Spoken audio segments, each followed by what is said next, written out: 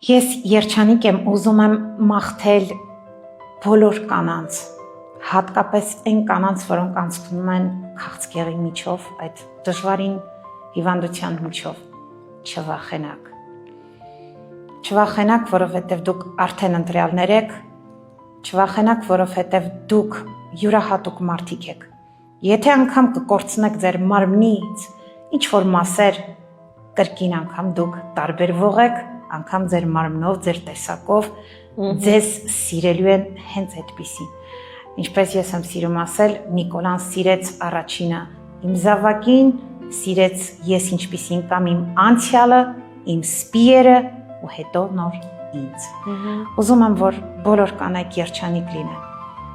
Թող որ փայլեք ձեր երեխաներով,